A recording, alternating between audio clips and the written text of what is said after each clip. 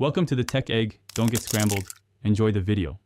In this video, I will explain how to use the Gemini API in React. First, you will need to install the Google Generative AI SDK into your React project. This package provides the necessary tools to interact with the Gemini API. Next, secure an API key from the Google AI Studio. This key authenticates your requests.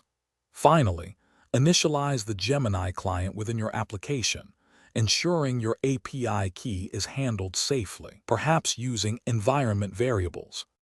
To make an API call, define an asynchronous function in your React component. Inside this function, you will use the model generate content method, which is the core function for sending prompts to the Gemini API. You can pass your user input as a simple string or as an array of different content parts, allowing for more complex interactions.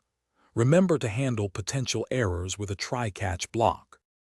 Once you receive a response from the Gemini API, you will need to extract the generated text.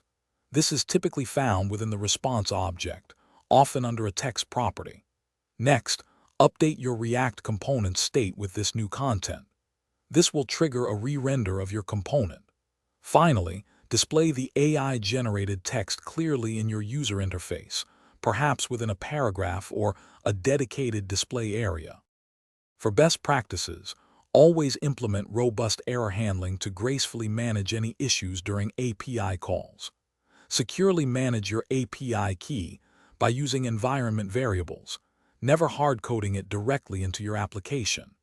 Consider rate limiting and caching for optimized performance and cost efficiency. Also, a book that can truly change how you think about money is The Simple Path to Wealth. Check the description for a link to this book and other great deals. Thanks for watching. Consider subscribing if I helped unscramble your problems.